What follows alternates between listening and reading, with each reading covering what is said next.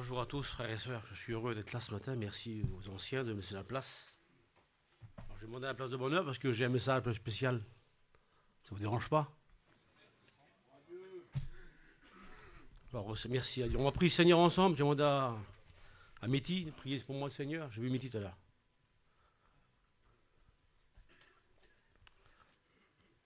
Te rendons grâce, Seigneur, d'être ici. Nous sommes bien ici. Parce que ta présence est là, Seigneur. Tu l'as dit toi-même, lorsque vous serez réunis, je serai là. Et nous sommes conscients que tu es là. Ta main sur ton messager, Seigneur, ce matin. Par le Saint-Esprit. Ta main sur l'Église, Seigneur. Merci pour tout ce qui est fait ce matin. Dis-moi au nom de Accorde bien Jésus. toute la gloire, Père Saint. Merci Jésus, Amen. Gloire au Seigneur. Merci à Dieu. Merci Seigneur. Voilà, gloire au Sauveur. J'aimerais beaucoup de liberté. Je n'ai pas reçu un message venant direct du ciel. Non, c'est la parole de Dieu. Il tient ma main. Si on est heureux, si je suis heureux, si tu es heureux, c'est à cause de la parole de Dieu. C'est elle qui me tient sur le chemin, qui met de l'ordre dans ma vie. Gloire à Dieu. On est heureux parce qu'on écoute la parole de Dieu. Comment le jeune homme va rendre-t-il pur ce sentier? En se dirigeant d'après ta parole. Et c'est la parole qui tient notre vie en règle, gloire au Seigneur. Vous savez, depuis quelque temps, je suis à Paris responsable. Avant, je ne le faisais pas, mais depuis quelque temps, là, je règle beaucoup de problèmes, des soucis, beaucoup appelés, puis je le fais avec joie, gloire au Seigneur, mais je règle beaucoup de problèmes de mariage. Et à cause de ça, je me suis penché un peu sur le sujet. Et ce matin, je vous parle du mariage, frères et sœurs. Voilà, gloire au Seigneur. Et tout le monde sera concerné. Les mariés, les jeunes, les plus vieux, ceux qui vont se marier plus tard, un enseignement, peut-être. Laissons le Seigneur parler, gloire au Sauveur. Il faut régler des cas, et puis il y a tellement de règlements à faire. Vous savez, un pasteur, et je vais vous lire un texte, je me considère comme ça ce matin, comme les frères pasteurs, c'est Jérémie 6, 17. C'est ce que nous sommes devenus par la grâce de Dieu. Je vais vous lire le texte. Et Dieu dit ça à l'église que nous sommes ce matin. Dieu dit, j'ai mis près de vous des sentinelles. Nous sommes par la grâce de Dieu, non pas nos mérites, mais des sentinelles. L'homme qui est sous la tour, qui est là-haut, il n'est pas dans un trou, il n'est pas caché. Il est monté là-haut, il a fait beaucoup d'efforts pour être là-haut. Dieu l'a choisi pour être en haut, gloire à Dieu. Et cet homme-là voit de loin venir le danger, une sentinelle.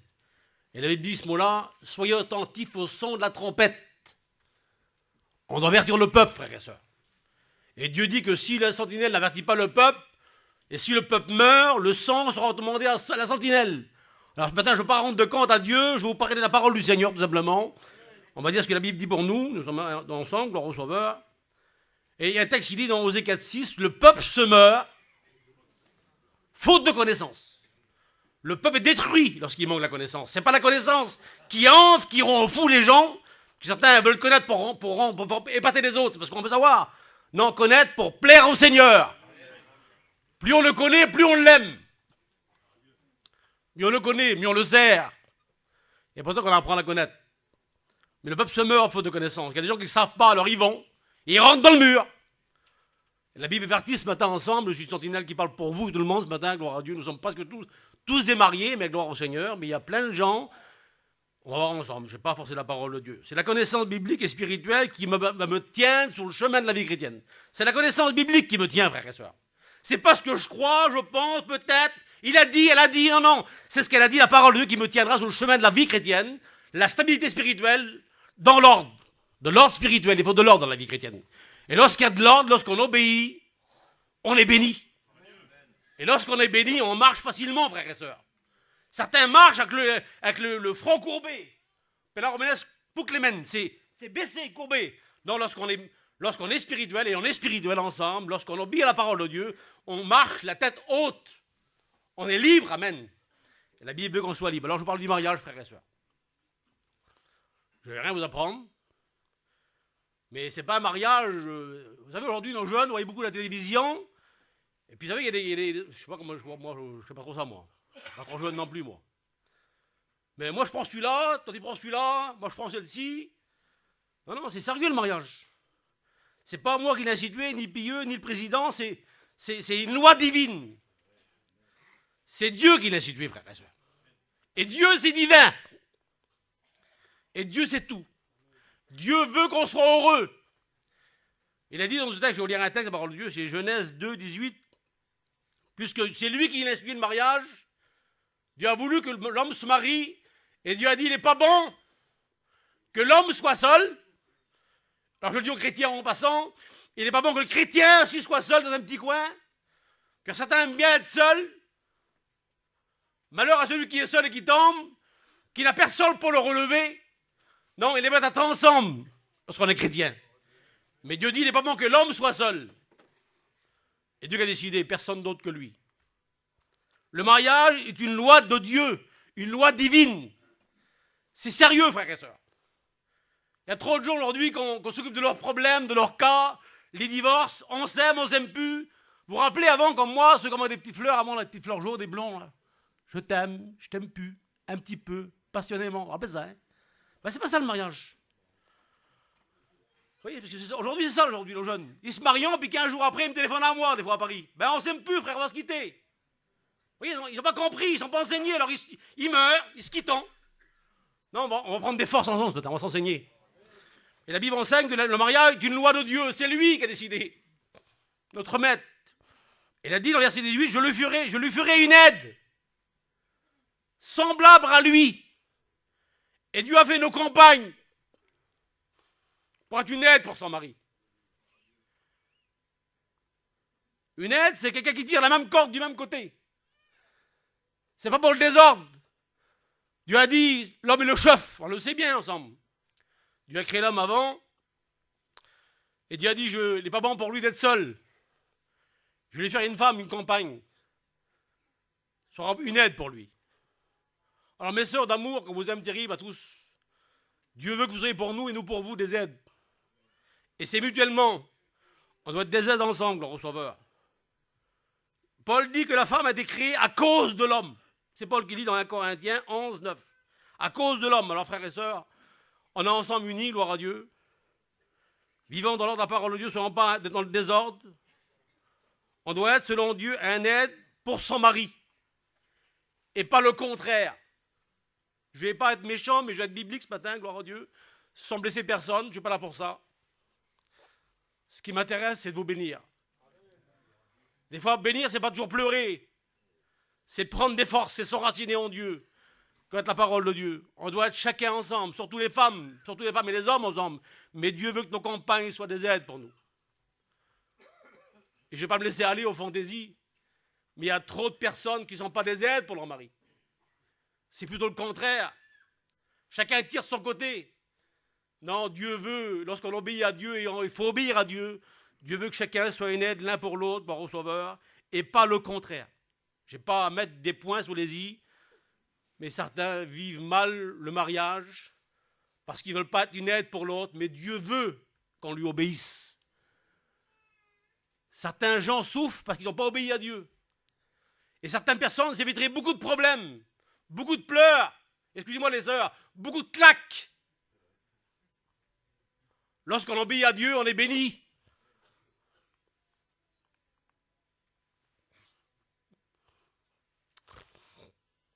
Lorsqu'on obéit à la parole de Dieu, on est heureux. Et Dieu qu'on vive heureux, le Seigneur. Et lorsqu'on n'obéit pas, on n'est pas heureux. Alors obéissons au Seigneur. Soyez ensemble des aides les uns pour les autres. Surtout, Dieu veut que la femme soit une aide pour son mari dans le ministère et dans la vie chrétienne pour les autres. Il y en a trop qui font ce qu'ils veulent. Non, on doit obéir au Seigneur. Vous savez, j'ai lu le texte, Isaïe 41, 6, il dit comme ça.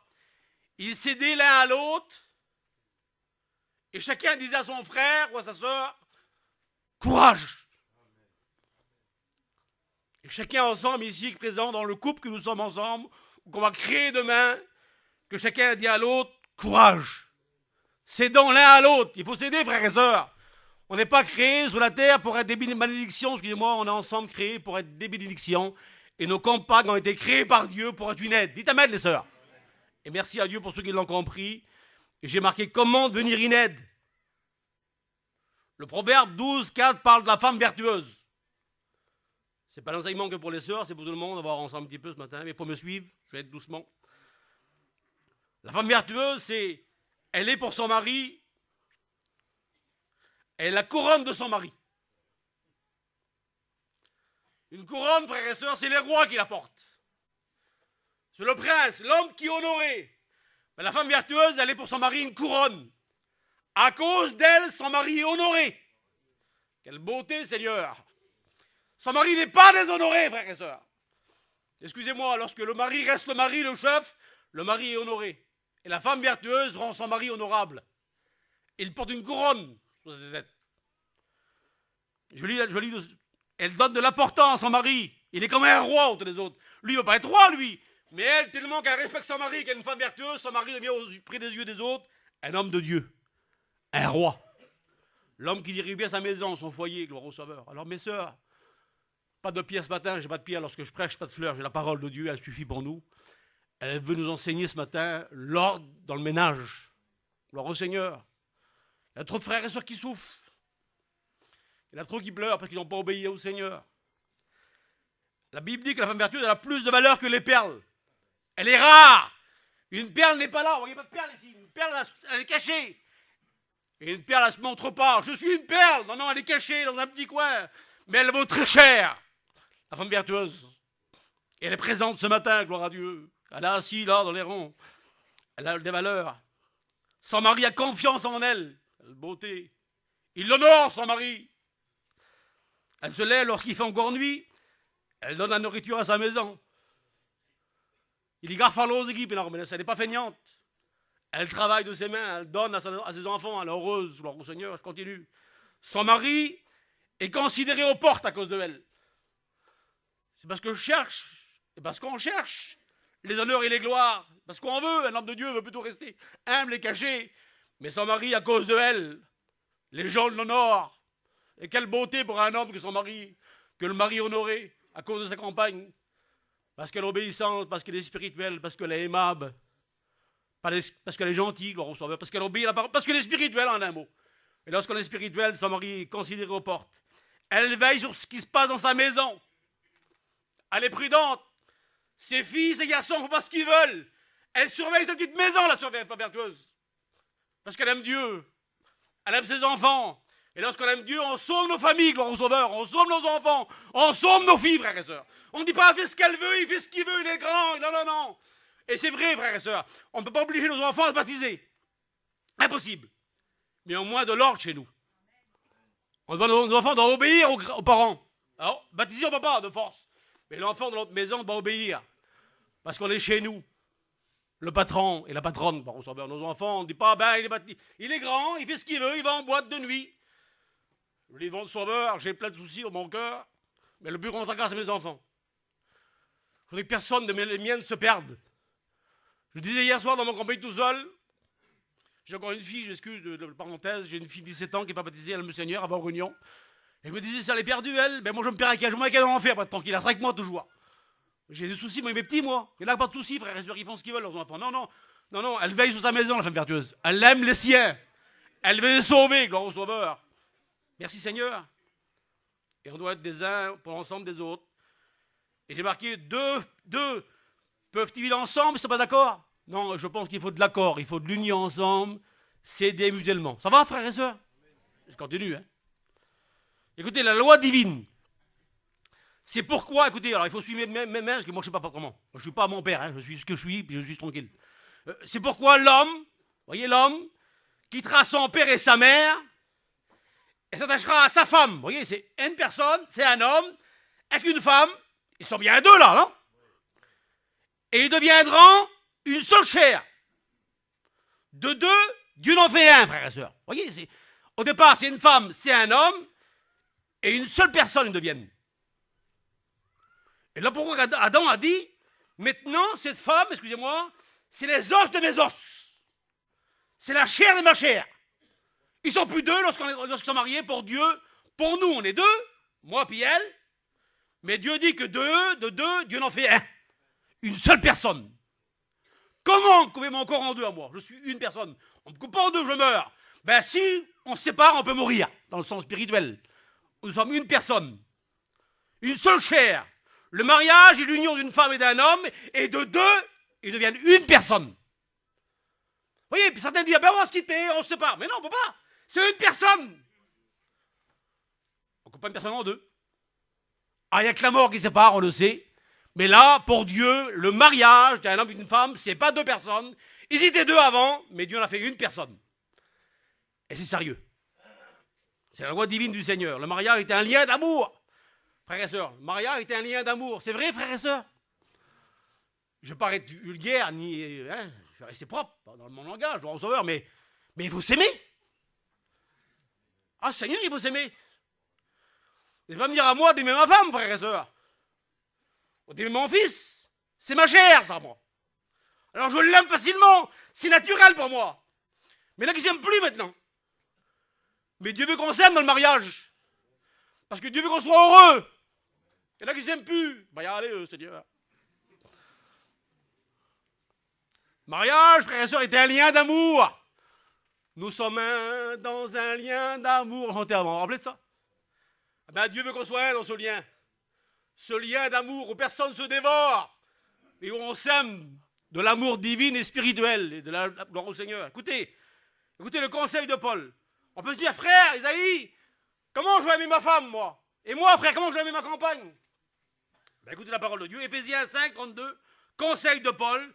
Que chacun de vous, alors c'est tous les hommes, hein, aime sa femme. C'est facile d'aimer sa femme. On n'est pas marié avec un ennemi, on est marié avec une femme, c'est notre femme que Dieu a pris de nous. Comme lui-même. Alors je dois l'aimer plein, hein, parce que moi je m'aime bien, frère et soeur. Alors comme je m'aime bien moi, j'aime bien ma femme comme ça. Paul dit, t'aimes ta femme comme tu aimes à toi. Et moi je me connais, je ne me tape pas dessus. Vous voyez? Moi je me prends attention à moi. Maintenant je me suis rasé, vous voyez? Bon, il manque un peu de cheveux, c'est pas tellement grave. Mais moi, je m'aime bien, frères et sœurs. Et Paul dit, t'aimeras ta femme comme tu t'aimes à toi, mon vieux. Et que les femmes aiment aussi leur mari. Pareil. Comment je dois l'aimer, Seigneur? Comment? 20%? 30%? Ah non. Seigneur, merci, bon sauveur. Tu dois l'aimer comme Christ par rapport à l'Église.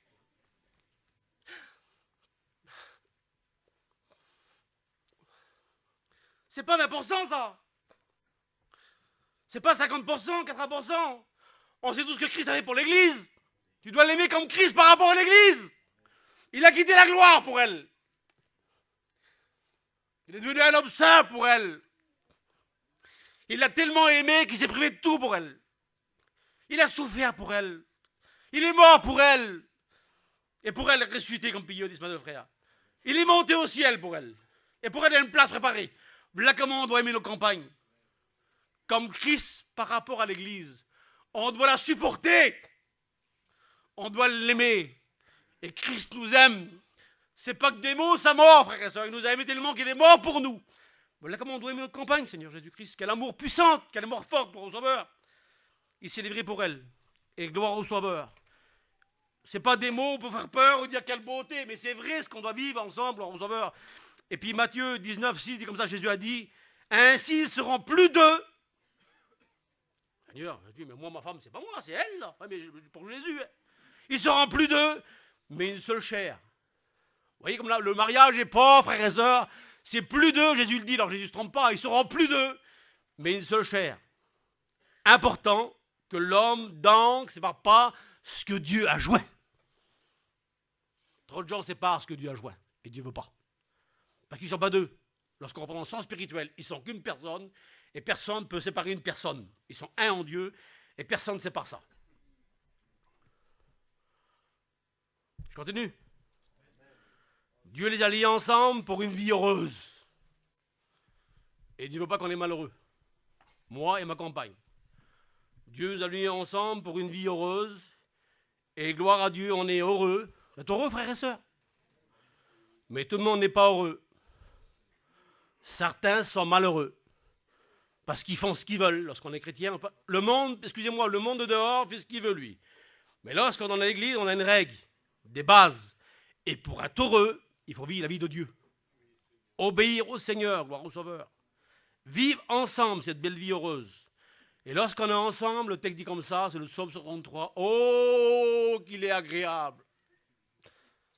Oh, qu'il est doux pour des frères et sœurs de demeurer ensemble. C'est là que Dieu bénit. Des frères et sœurs vivent ensemble. Et Dieu se réjouit. Oh, que c'est agréable, Dieu dit. Ben, Dieu veut qu'on est heureux ensemble. Je ne vais pas vous dire mon petit foyer parce qu'il est assez heureux, gloire au Sauveur. Mais je sais qu'il n'y a pas que moi qui est heureux, vous aussi êtes heureux. Mais tout le monde n'est pas heureux, frères et sœurs. Parce que tout le monde ne vit pas ensemble. Et je n'ai pas entré dans le détail, parce que certains frères et sœurs se font beaucoup la guerre. Non, laissons-nous diriger par la parole de Dieu. La Bible veut qu'on soit heureux, amen. C'est là que Dieu bénit. J'ai posé une question que les sœurs pourraient poser à moi au haut de l'estrade, parce que c'est moi qui prêche. Doit-on subir, j'ai marqué sur ma feuille là, la vie comme un fardeau lorsqu'on est marié? Certaines sœurs subissent, vous savez, subir, c'est pas être heureux. Hein. Subir, c'est contrainte. Bien de force, c'est ça la contrainte. Subir. Doit-on subir la vie de couple ou se réjouir plutôt? Ben, il y a deux façons, frères et sœurs. On peut, certains frères et sœurs, je parle, hein, frères et sœurs, certaines sœurs subissent le mariage ou subissent la vie chrétienne. Écoutez-moi, je tourne, vous voyez, et subissent le ministère parce qu'ils ne sont pas engagés avec leur mari. Ils ne veulent pas faire comme lui, il fait, alors ils subissent, ils font de force. Excusez-moi, ce matin, je suis assez libre. Et je vois beaucoup de silence, ça vous intéresse, leur radio, c'est le mariage, on est mariés là-dedans, ensemble. Mais il y en a qui subissent leur mariage. Alors ils font de gré, ils font de force, ils font en pleurant, mais ils le font quand même. Ou participer à la vie chrétienne lorsqu'on est un couple chrétien heureux. Eh bien, gloire à Dieu, j'aimerais vous dire aux sœurs, aux frères, qu'on peut être une femme, un homme, et ensemble se réjouir dans la vie du couple. Participer plus. Pas de force, mais de gré par amour le faire, gloire au Sauveur, lorsqu'on est chrétien. Dieu dit que les sœurs soient des aides, et gloire à Dieu, certains pleins sont des aides, mais tout le monde n'est pas. Et lorsqu'on est une aide pour son mari, moi j'enseigne souvent les étudiants chez nous à Gien, lorsque j'ai la place des fois, je leur dis dans un ministère, je le dis pour moi les frères, hein. Moi j'ai compris mon père, alors je me suis compris à moi, avec lui, j'ai vu que le meilleur moyen c'est d'emmener sa femme avec soi, main dans la main, pas toujours collée constamment, mais faire comprendre qu'elle est engagée avec vous dans le ministère, elle sera de Z demain. Excusez-moi les sœurs, excusez-moi les frères, mais nos compagnes ne sont pas que là pour faire à manger, ou faire le ménage. Dieu est engagé avec nous pour une aide dans notre ministère, dans notre vie chrétienne, et lorsqu'on a compris ça, on est heureux, gloire au Sauveur, alors que chacun s'engage. Hein, j'ai marqué, Dieu veut qu'on soit des aides, et une aide c'est quoi? Eh bien, une aide c'est une femme vertueuse, c'est une conseillère. Ben, souvent, de fois, on est conseillé par nos compagnes. Des fois, on va aller par là, ou faire vite. Eh bien, une conseillère, c'est qui met la main sur mon épaule, dit mon frère, avant de faire, attends un petit peu, on va voir ensemble. Ah ben, que nos sœurs soient des conseillères. J'ai marqué un appui. Lorsqu'on est fatigué, nos sœurs, soyez pour nous des appuis. Nous sommes, que vous vouliez ou vous voulez pas, nous sommes vos serviteurs. Et puis le serviteur, c'est l'homme qui dirige la mission, l'œuvre de Dieu. Que nos compagnes soient pour nous des appuis, c'est une aide, gloire au Sauveur. Un réconfort. Un réconfort lorsqu'il faut pleurer, parce qu'il faut supporter aussi le poids du ministère, le poids des églises. On a besoin, j'en pleure, on a besoin de nos sœurs, besoin de nos compagnes dans le service. Je ne vais pas pleurer parce que la mienne, elle y est avec moi, gloire au Sauveur. Mais je dis au pasteur et puis à tout le monde pour demain, que nos compagnes soient des aides pour nous. Nous portons le fardeau des âmes. Trop de frères se combattent tout seuls. Je connais plein, que Dieu les bénisse, sans gluser personne ce matin. Mais il veut tirer à droite, elle veut tirer à gauche. Il veut visiter, elle ne veut pas. Non, non, non, laissons tout ça de côté. Bientôt, Christ va revenir nous chercher. Et ensemble, des aides, frères et sœurs, mes sœurs. Il est possible d'être un couple béni. Amen. Gloire à Dieu. C'est possible, frères et sœurs. La Bible parle d'un couple chrétien. C'est Paul qu'on parle. Comment que c'est beau ce qu'il dit? C'est tout simple, mais c'est beau. C'est Romains 16, 3. Écoutez ce que le grand Paul dit. C'est comme si que, excusez-moi du mot, je ne sais pas moi, grand Paul, c'est comme si qu'on prendrait des fins man, excusez-moi, frères et sœurs. L'ancien de la mission, le vieux pour pasteur. Et Paul dit comme ça sur un petit couple, saluez Priscille et Aquilas, mes compagnons d'œuvre en Jésus-Christ.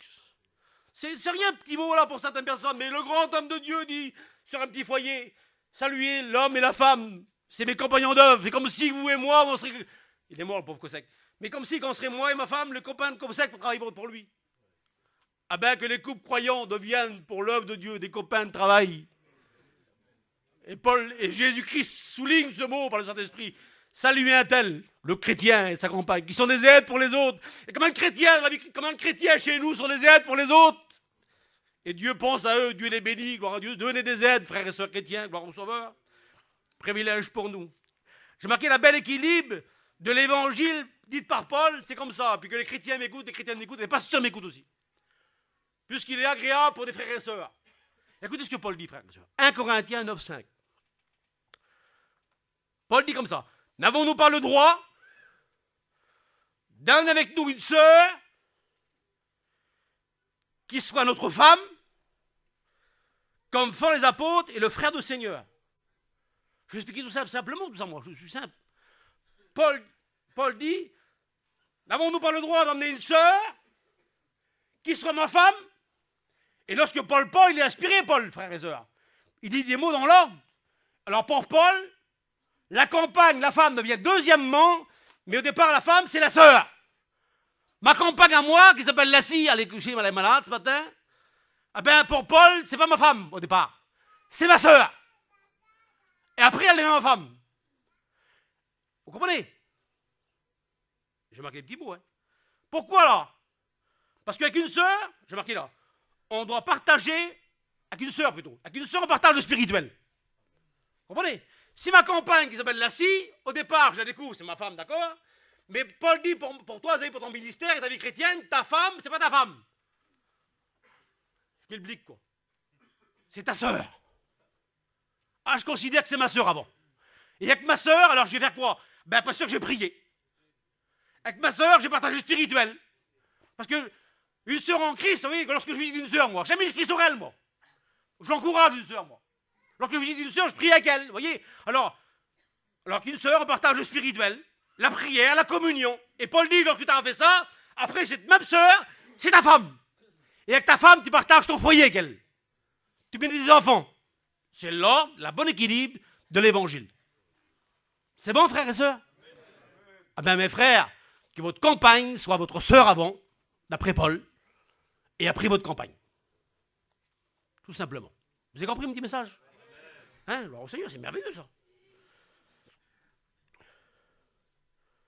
Avec ma femme, j'ai géré mes petits-enfants, mes problèmes, mes soucis, toutes choses, mais avec elle, au départ, c'est ma sœur, alors je partage le spirituel. Et je me suis content terrible. Merveilleux. Le conseil de Paul, parce que Dieu a mis dans nos foyers des enfants. Conseil de Paul à Timothée, 1 Timothée 3, 4, il faut qu'il dirige bien sa maison. Et là, je n'ai pas de morale à vous faire, je suis un jeune, vous comprenez? Jeune, entre guillemets, quoi. 55 ans, mettons. Il faut qu'il dirige bien sa propre maison. Alors, je n'ai pas de morale à faire. Après, je me laisserai aller, je ne veux pas. La Bible, elle ne force pas. Moi, lorsque je prêche à votre micro, là, mais moi, je sais tout seul, moi, je ne prêche pas tout seul. Moi, dans l'église, il y a le Saint-Esprit qui est là. Personne ne le voit. Mais lui, les mots que je dis, moi, il les dépose dans vos cœurs ce matin. Parce qu'il y en a des enfants aussi. Tout à l'heure, on a parlé un peu d'enfants, là. Il faut aussi gérer nos enfants. Il faut bien diriger sa propre petite maison, là. Pas la maison des autres, mais notre maison à nous. Et lorsqu'on aime le Seigneur, bien se diriger, j'ai marqué là, Jésus avait des belles sœurs. Entre parenthèses. Hein. Important, la belle sœur de Jésus. Moi, j'aurais mis son nom, une belle sœur de Jésus. J'aurais mis citer son nom, moi. Le problème qu'on a lorsqu'on est un peu spirituel, des fois, pas trop spirituel, lorsqu'on veut prétendre spirituel, voilà, c'est plus simple. On cherche des titres. On cherche des noms. On veut être cité. Mais on voit des coups, la belle sœur de Jésus, là, elle ne cherche pas de nom, pas être citée. Non, je pense que lorsqu'on aime Jésus, on ne veut pas trop être cité. Excusez-moi, frères et sœurs. On reste dans l'ombre, mais on est utile pour sa gloire. Gloire au Seigneur. On est responsable, et je suis responsable. Hein, je n'ai pas de morale à vous faire, je me sens un peu gêné ce matin, mais c'est la parole de Dieu, je n'ai pas écrit la parole de Dieu. Nous sommes responsables de notre maison, de nos enfants. Et puis, Hébreux 11, 7 dit comme ça, Noé construit un arche, et l'arche de Noé a duré 70-80 ans de travail, c'est un grand travail, pour sauver sa famille. Dieu a mis dans nos maisons des enfants, des filles et des garçons, et notre devoir de serviteur, de chrétien, de chrétienne, c'est de prendre soin de nos petits frères et sœurs. On dit amen ensemble? On chantait avant, on chante toujours. Moi et ma maison. On chante pas, tiens. Nous servirons l'Éternel. Aidez-moi. Dans les bons, les mauvais jours. Avec toi, Seigneur, nous gagnerons la bataille. C'est pas facile, hein? Mais nous aurons la victoire. Même si l'ennemi nous assaille, en toi nous nous confions. Oh.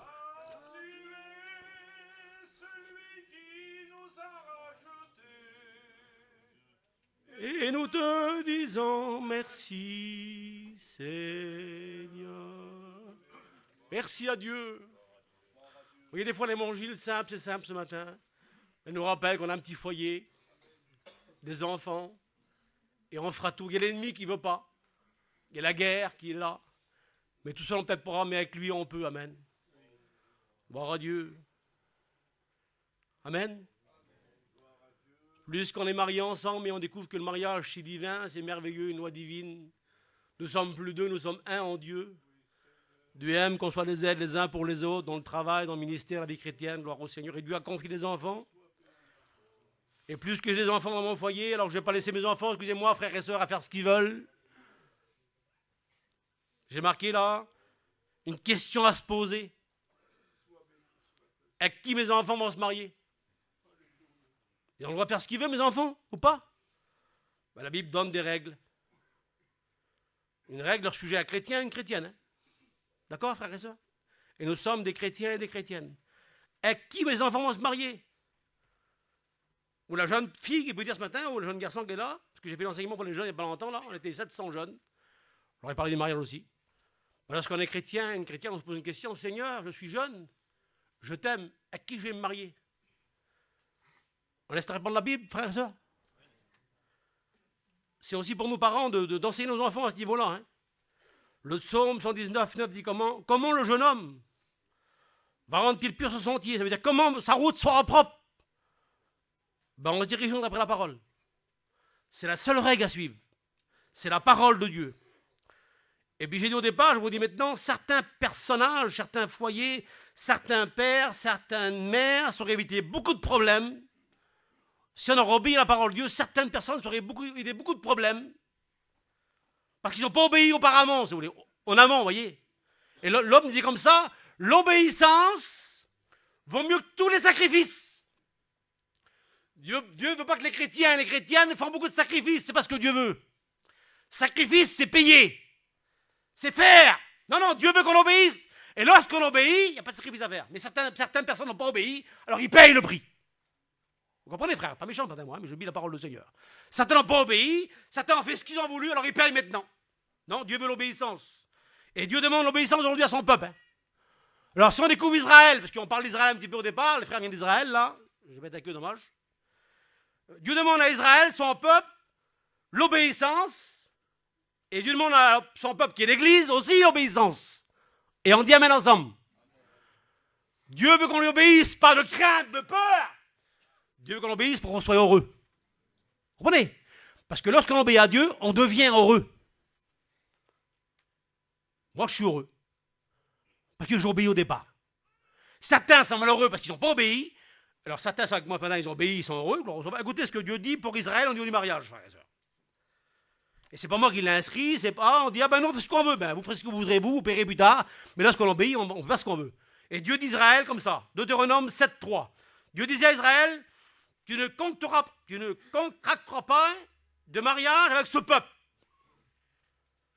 Le peuple hébreu était des juifs, et Dieu ne voulait pas qu'il y ait un juif, excusez-moi frères et sœurs, prendre une femme païenne. Païenne, c'est pas une juif, c'est pas quelqu'un méchant, un païen, c'est quelqu'un qui n'est pas juif, c'est tout. Et Dieu ne voulait pas que les Hébreux prennent des non-juifs. Est-ce que Dieu est méchant, frères et sœurs? Non, il y a des raisons. Pourquoi? J'ai marqué pourquoi, là. On sait tous que les Hébreux étaient enseignés, les petits Hébreux. Ils étaient enseignés d'après la loi. Ils savaient qu'il y avait un seul Dieu qui était maître de tout de l'univers, c'était Dieu. Il n'y en avait qu'un, il n'y a pas deux.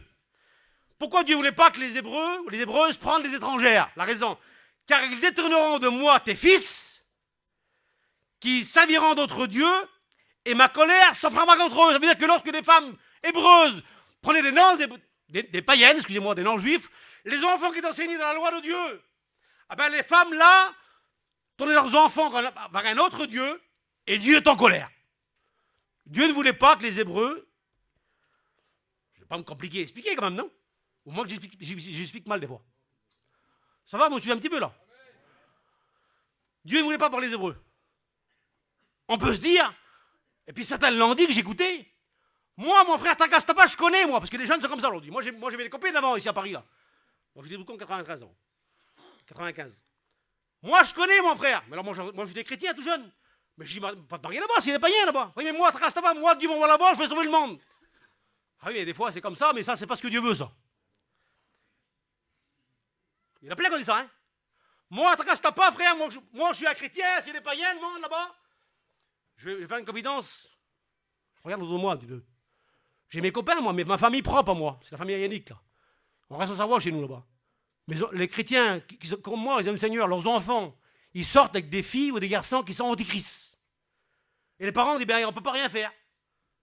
Parce que l'enfant dit, ben, moi, plus tard, là-bas, je vais sauver le monde. Là, un prophète qui dit, telle loi paraît droit à un homme, mais l'issue, c'est la mort. Vous voyez, c'est ça un peu ça. Parce que certains disent, ben non, on va là-bas, on va sauver le monde. Non, non, non, Dieu ne veut pas Dieu. Dieu ne veut pas qu'on obéisse. Tu ne fais pas comme tu veux, tu fais comme la Bible dit qu'elle veut. Et là, ça marche mieux. Bon, ça va, je continue. Hein. Écoutez, reproche de Dieu à Israël. Esdras 9.2. Car ils ont pris de leurs filles pour eux. Écoutez, hein. Et pour leurs fils. Écoutez ce qui a l'importance. Et ils ont mêlé, Seigneur, la race sainte avec des peuples de ce pays. Israël, frères et sœurs, le peuple hébreu était une race sainte. Et Dieu a dit, ils ont mélangé. Et ils ont mélangé le saint avec le mélange. Et Dieu ne voulait pas pour son peuple, qui était le peuple de Dieu, les Juifs, que les Juifs prennent des étrangères. Ce n'est pas question de méchanceté, c'est que Dieu voulait tenir le cours d'eau propre. On a tous lu l'enseignement de Payan au niveau du cours d'Israël. Le diable voulait mélanger ce petit cours d'eau, où le Christ devait sortir, et Dieu ne voulait pas Dieu voulait que le cours d'eau reste propre. Amen, vous comprenez, frères et sœurs, peut-être, c'est vrai. La race sainte, c'était des Juifs, et Dieu prenait soin de son peuple. Malachie 2.11, ils ont uni leurs filles à des dieux étrangers. Et Dieu ne voulait pas que leurs filles soient mélangées. Parce que Dieu disait comme ça, tu n'auras pas d'autre Dieu dans ma face que moi. C'est des dieux. Et lorsqu'on se mariait avec un autre, on changeait de Dieu, excusez-moi. Et j'ai employé un mot qui est peut-être bizarre ce matin. Lorsque les Juifs étaient Dieu, c'était leur Dieu, il n'y avait qu'un seul Dieu. Et lorsque le Juif quittait Dieu par un autre Dieu disait comme ça à Israël, tu es devenu adultère. Tu me quittes pour un autre. Et Dieu ne voulait pas. Dieu aime son peuple, amen. Et Dieu protège son peuple, le Sauveur. Amen, on continue, frères et sœurs. Dieu a un peuple. Dieu était un père, frères et sœurs, qui surveille son peuple.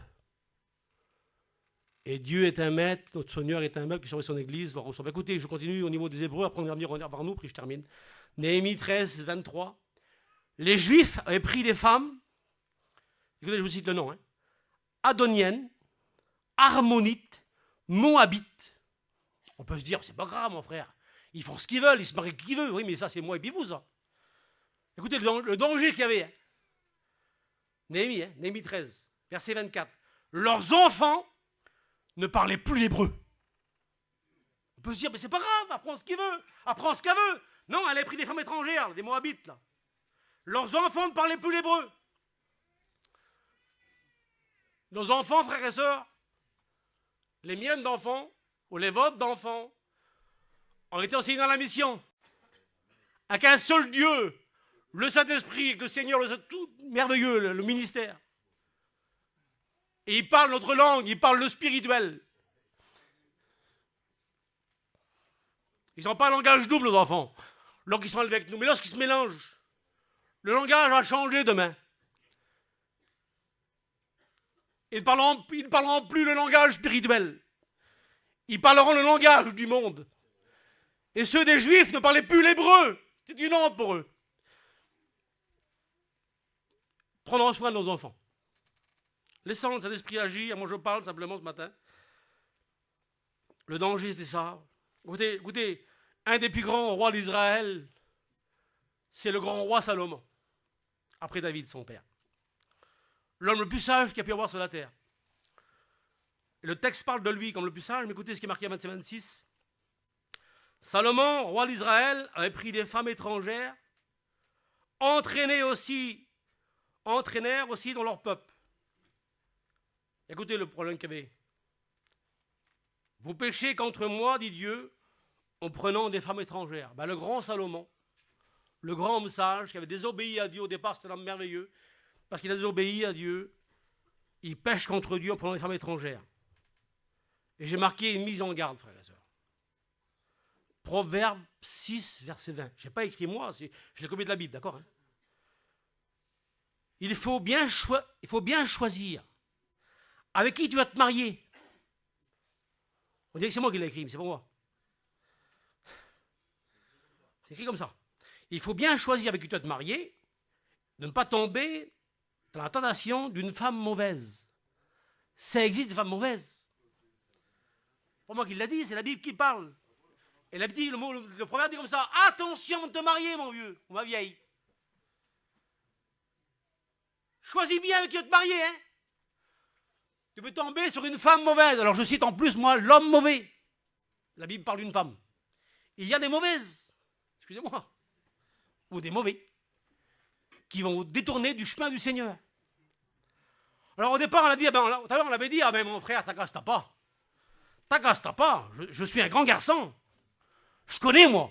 Ah oui, tu connais, toi. Hein. Ben, qui était plus fort que cet homme-là que je vais vous expliquer maintenant là. Lorsqu'on lit la parole de Dieu dans le Juge 14.1, il est marqué dans un homme qu'on appelle Samson, l'homme d'espoir. Personne au monde n'était comme lui. Le super-héros de maintenant. Samson. Les exploits qu'il a fait lui, il a tué un lion à main nue. 1000 hommes avec une mâchoire d'âne. 300 renards à la course, il a attrapé. Les portes de Gaza sous ses épaules. Plus de 2 tonnes. Qui ressemble à ce nom? Personne. Lui aussi était hébreu, frères et sœurs. Mais lui, un jour, il n'a pas obéi au texte, là. Il a fait un mauvais choix. Parce qu'il arrive de faire un mauvais choix. Lorsqu'on fait un bon choix, on est heureux. Lorsqu'on fait un mauvais choix, on est malheureux. Et la Bible dit, attention avant d'aller là-bas. Lui a fait un mauvais choix. Écoutez, Samson, son nom veut dire petit soleil. On le sait tous, ça. Hein. Delilah veut dire délicat.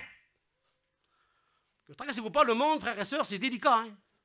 Il paraît terrible, mais c'est délicat. C'est une poison, le monde. Et puis, d'après l'histoire, Delilah, c'est le monde. Samson, le juif, l'hébreu, le fort, le juge. Ah, un problème. Il descend à Tina. Oui, descend, c'est pas un sens spirituel.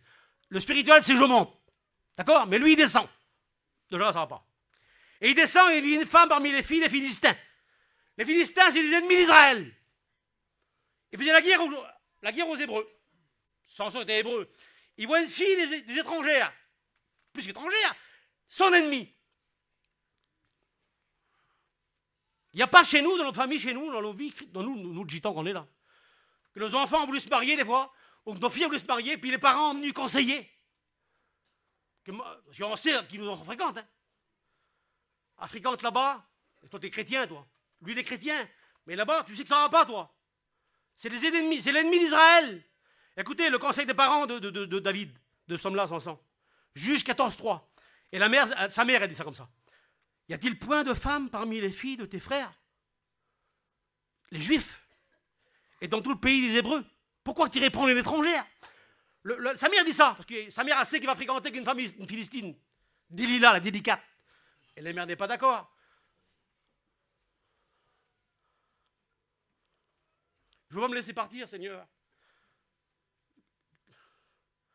Vous voyez ça, ce petit message-là, pas comme ça, différemment. Je l'ai enseigné l'autre jour en Belgique, là. Et j'ai enseigné l'autre jour pour les jeunes. Après la prédication, j'ai rien demandé. Il y a eu 4, 5 ou 6 séparations. Des jeunes filles ont quitté leur fiancé. J'ai rien demandé, moi. Mais Dieu a parlé au cœur. Dieu a parlé au cœur. En Allemagne, c'était pareil. J'ai prêché. 4, 5 petites filles ont quitté leur fiancé païen. La parole met des règles pour être béni. Et puis, il n'est pas possible, je ne pense pas, je ne conçois pas, excusez-moi, frères et sœurs, je suis trop petit peut-être, que si ma fille, que j'aime de tout mon cœur, qu'il y a une chrétienne dans ma maison, qu'elle sort avec un nom converti, j'ai rien contre eux, que Dieu les bénisse, mais un ennemi d'Israël, Si elle aurait le droit de la laisser partir. Mais la Bible me dit non, moi. Alors moi, je vais tout faire pour qu'elle change de position, excusez-moi, frères et sœurs. Voilà, ça c'est moi, c'est pas vous. Je continue mon petit message, tout prends simplement. Écoutez, la Bible dit que Samson, l'homme fort, le petit soleil, Delilah délicate, qu'est-ce qu'elle a fait la délicate, qu'est le monde? L'homme qui était fort, que personne ne pouvait vaincre, même pas les ennemis, même personne. Elle dit qu'elle le flatta. Le monde flatte. Le monde ruse. Le monde est méchant. Il est trop gentil comme ça de loin, mais lorsqu'on approche de lui, il nous pique. Frères et sœurs, on ne joue pas avec le feu. On se brûle. Elle le flatta. Lorsqu'elle le flatta, qu'est-ce qu'il a fait, lui? Il lui ouvrit son cœur. Et après, qu'est-ce qu'il y a eu? On lui creva les yeux. Il a tourné la meule pour le monde. C'était Samson, ça. Et il ne savait pas, écoutez, l'important, que l'Éternel s'était retiré de lui. L'homme important, l'homme de Dieu, là, ben lorsqu'il a joué avec le monde, lorsqu'il a pris ce qu'il ne fallait pas prendre, on peut dire qu'il aurait pu arriver, c'est le plus fort, lui, mais même le plus fort se fait mort par le monde. Alors, jouons pas avec le feu, frères et sœurs, mon message, je le passe. Je ne sais pas si ça passe bien dans vos cœurs ce matin-là. Mais écoutez-le bien, toujours pour demain, pour être heureux. Surveillons nos familles, nos enfants, nous-mêmes, surveillons-nous. Aimons-nous. Aimons-nous les uns les autres. Il faut s'aimer. Voilà, je dirai à l'autre terrible. Il y en a qui ne s'aiment plus. Seigneur, aimez-vous. Aimons-nous. Oui, moi j'aime tout le monde. Vous savez comme. Non, mais je ne vais pas y aller à l'eau. Vous croyez que c'est difficile pour moi de vous aimer à vous, moi? Vous êtes mes sœurs. L'étrangère, c'est difficile de l'aimer, mais vous êtes mes sœurs et frères. Alors moi, c'est facile de vous aimer. Si moi, je suis tout seul, moi, on me crie toujours dessus, moi, je parle tout le monde, moi. Je peux pas, des fois, je suis limité. Moi, je vais prendre les gens dans les bras. Je sens que vous êtes moi, vous. Moi, je suis vous. On est le même corps, nous. Moi, je suis un corps, vous êtes mon corps. On est le même corps ensemble, c'est lui la tête. Alors, on doit s'aimer. Ah ben, lui, là, il reste où qu'il veut, hein. Lui, il fera ce qu'il voudra, lui. Non, on s'aime ensemble. On est l'église. Ah, vous savez, l'autre a dit, mais qu'est-ce qui va arriver à lui, là? J'ai dit, que t'importe, lui, toi, viens. Vous qui êtes avec moi, là, aimons-nous ensemble. Nous sommes le corps du Christ, nous. Aimons-nous, gloire au Sauveur. Je passe entre parenthèses, je sais plus ce que je vois là. On ne joue pas avec le feu, d'accord? Et j'ai presque terminé. Alors, je vais vous dire quelque chose qui est... Je vous le dis pour une raison. C'est le Nouveau Testament, maintenant. On parle du Nouveau Testament, mais dans le Nouveau Testament. Et Paul parle d'un mariage. 1 Corinthiens 7, 39. Écoutez, Paul parle. Une femme est liée aussi longtemps que son mari est vivant. On le sait tous, ça. Ah, si le mari, il meurt, elle est libre de se remarier avec qui elle veut. Écoutez, comme ça, je le dis. Hein. Alors, mon mari, il est mort. Moi, je me marie avec qui je veux, frère. Ah non. Tu crois que tu peux pas. Il y en a qui croient qu'ils font ce qu'ils veulent lorsqu'ils se marient morts. Excusez-moi, mes sœurs d'amour. Ah non, Paul dit, tu maries qui tu veux, mais tu te maries avec un chrétien et une chrétienne. Seulement, soit dans le Seigneur. Alors, l'enseignement de Paul, c'est qu'un chrétien et une chrétienne prennent un chrétien et une chrétienne. C'est Paul qui l'enseigne, c'est pas vous qui est Paul, c'est Paul, c'est lui. Et les règles de la Bible, c'est Paul qui le marque. Le mariage, c'est lui, frères et sœurs. Un chrétien, une chrétienne, se marie avec un chrétien et une chrétienne. Et ils ont dit Amen. Alors peut-être qu'ils l'ont fait, certains l'ont fait avant, ils ne savaient peut-être pas. Lorsqu'on n'est pas au courant, on est pardonnable, mais lorsqu'on est au courant, maintenant, on ne fera plus autrement, on fera comme la Bible dit, en tant qu'un chrétien. Je continue. Conseil de Paul encore. 2 Corinthiens 6, 14. Ne vous mettez pas avec les infidèles sous un joug étranger. C'est Paul qui l'a écrit, frères et sœurs. Faites pas ce que vous voulez, faites ce que Paul dit, la Bible dit. Pas se mettre avec des infidèles sous un joug étranger. Quel accord il y a entre les ténèbres et la lumière? Il n'y en a pas de lumière, pas d'accord. Pourquoi un joug étranger? Un joug, c'est quelque chose qu'on met sur des bœufs, si vous voulez. On met deux bêtes sur un joug. Si on mettait pas, d'après la parole de Dieu, un âne et un bœuf. Dieu ne voulait pas. Pourquoi un âne et un bœuf? Parce qu'un âne, c'est têtu, excusez-moi, et un bœuf, c'est docile. Ben, Dieu ne voulait pas qu'on mélange sous le joug. Parce qu'un pourrait tirer à droite et un peut tirer à gauche. On mettait deux bœufs, deux jougs ensemble. Pas de joug étranger. Écoutez, il paraît qu'on met des petits messages, on dirait qu'il est méchant. Il n'est pas méchant, le message, il est spirituel. On peut se dire aujourd'hui, frères et sœurs, mais moi, mon frère, peut-être les jeunes qui sont là, s'il y a des jeunes parmi nous, que Dieu bénisse les jeunes. Moi, je ne sais pas. Moi, je ne sais pas, frères et sœurs. Alors, lorsque ça se fait, lorsqu'on enseigne et qu'on fait ce qu'on veut, alors écoutez ce que Paul dit maintenant lorsqu'on va obéir à la parole de Dieu. Hein. C'est pourquoi, dit le Seigneur, sortez du milieu d'eux. Séparez-vous, dit le Seigneur. Et si vous lisez la Bible, mes sœurs et frères, il y a eu à cause de Dieu des séparations. Hein. Parce qu'on voulait sauver sa vie. Des mariages étaient créés dans le Testament. Je ne cite pas l'histoire ce matin. Des mariages étaient créés, et puis à cause de la loi divine, eh ben, ils ont séparé, il y a eu des pleurs, mais il y a eu du salut avant toute chose. Et Dieu dit là, séparez-vous d'eux. Écoutez, ne touche pas à ce qui est impur. Colossiens dit comme ça, ne prends pas, ne touche pas, ne goûte pas. Ben voilà, je ne vais pas non plus vous faire du mal ce matin, mais moi je veux rester spirituel avec vous là, ce matin-là. C'est mon petit message de ce matin que j'ai eu pour vous. Je sais qu'il est tard, il y a 1 heure que je parle, frères et sœurs. Il y a plein de notes à vous dire, mais je pense que l'essentiel, je vous l'ai dit ce matin. Vous savez, frères et sœurs, j'ai marqué ça, ces petits mots-là pour terminer. Pour que le mariage soit solide, et puis on veut que ce soit solide. Hein. Parce que certains, un seul coup de vent, c'est divorcer.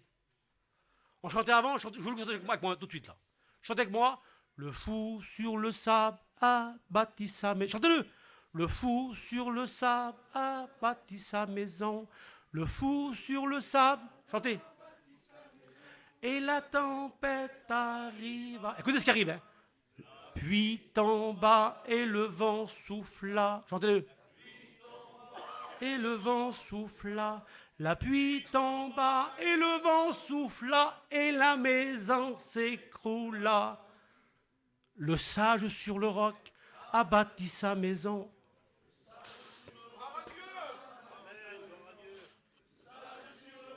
A bâti sa maison.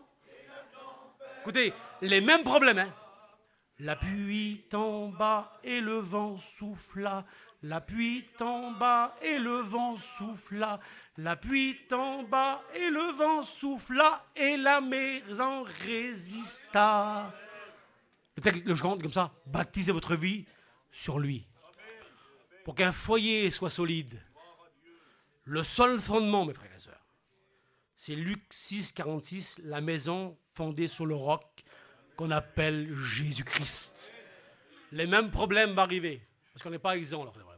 Les mêmes vents vont passer. C'est l'imprévu. Les mêmes tournades. La peur, la crainte. Mais gloire à Dieu, votre maison restera debout. Parce que votre maison est fondée sur Dieu. On doit obéir à Dieu plutôt qu'aux hommes. C'est un petit enseignement qui sert, je crois que je vais m'en servir maintenant. Il y a trop de soucis dans notre mission. Trop de gens font ce qu'ils veulent. On va se mettre au diapason de l'évangile. Et lorsqu'on est au diapason de l'évangile, on sera béni. On prie ensemble, Seigneur.